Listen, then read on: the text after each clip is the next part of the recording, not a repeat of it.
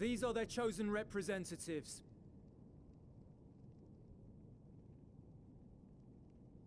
Very well. Let us hear what they have to say. Yes, sir.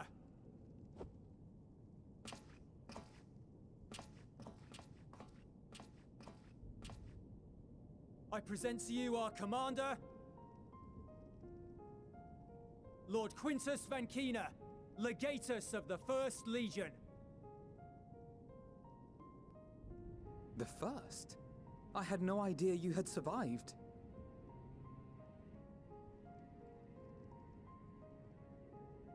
We lost our Emperor, our city, more than half our troops. For my wounds, I may never take the field again. But we survived, aye.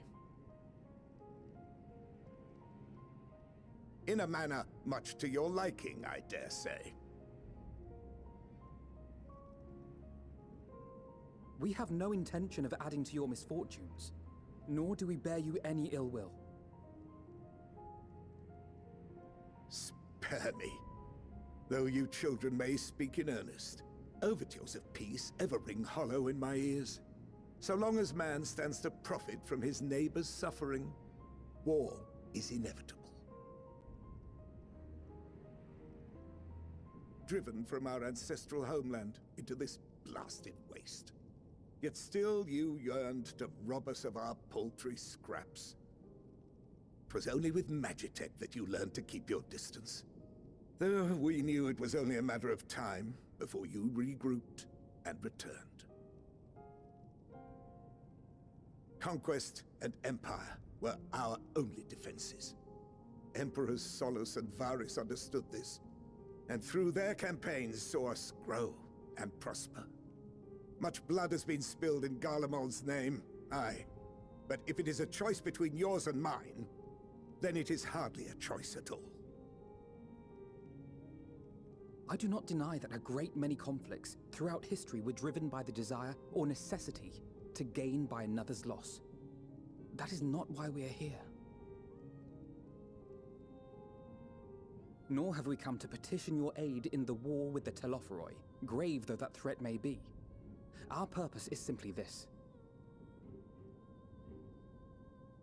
We wish to help you. Let us help you.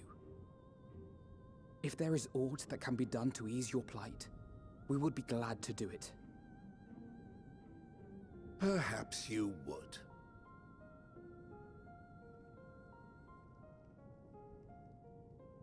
But regardless of the ideals you espouse, your leaders would not send an army into Garlemald if they did not stand to benefit.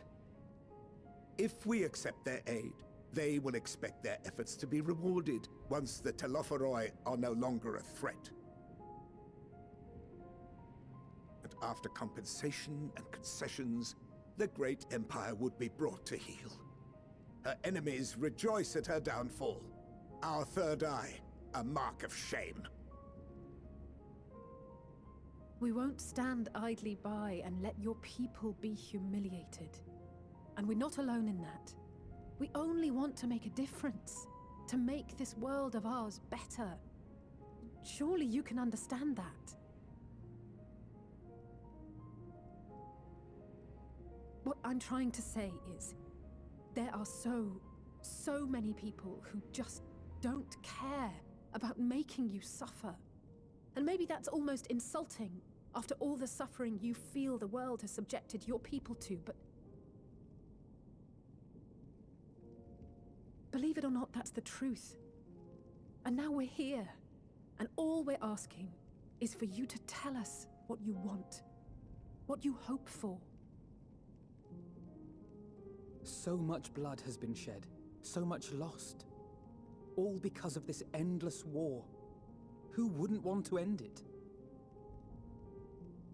Can we not work together to face our problems as one?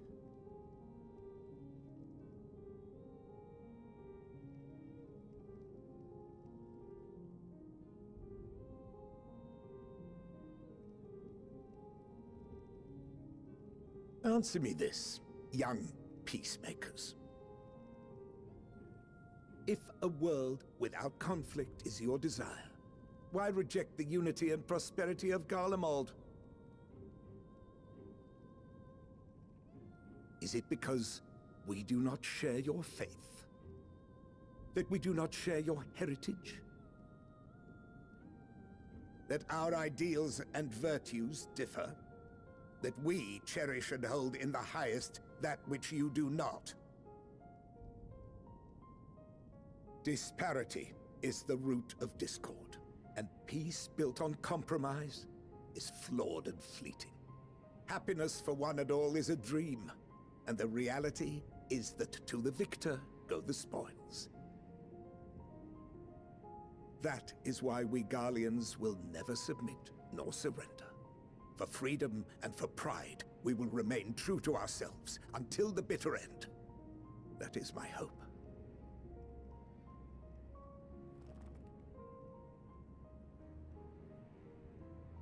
It seems there is nothing more to say on the matter.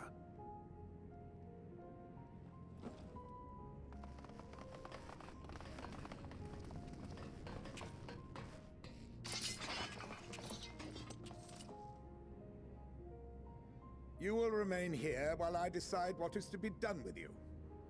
Do not be alarmed. No harm will come to you, if you cooperate.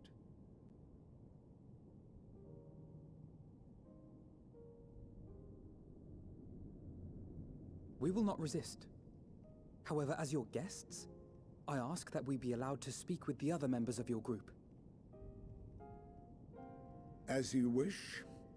I had no intention of locking you up, as by dawn you would be frozen stiff and you're no good to me dead.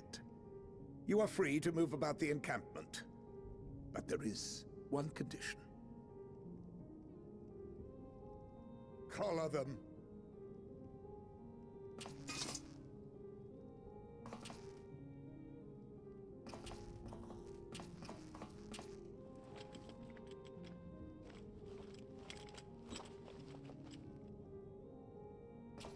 What are these?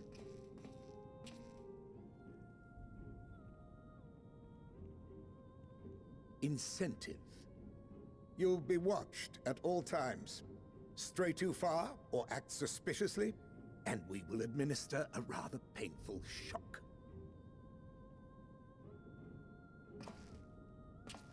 Stop. Keep away from that one.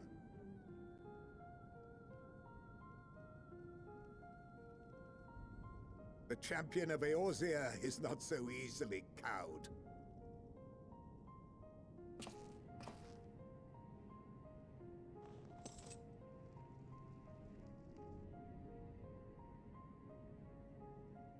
Even if she allowed herself to be collared, the shock would be no more than an itch. No. If she refuses to obey, we will activate the twins' restraints instead.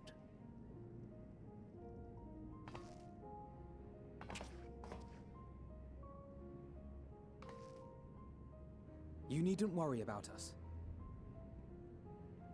We'll forget we're even wearing them soon enough. Even now, you still... Why go to such lengths? What is it all for?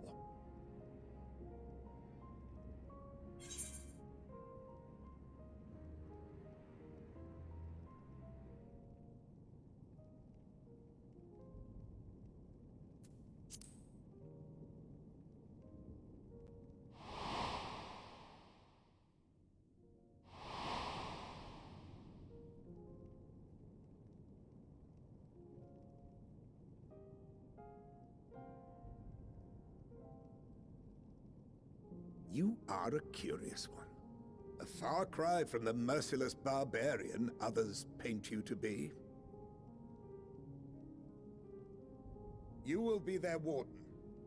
Take them away.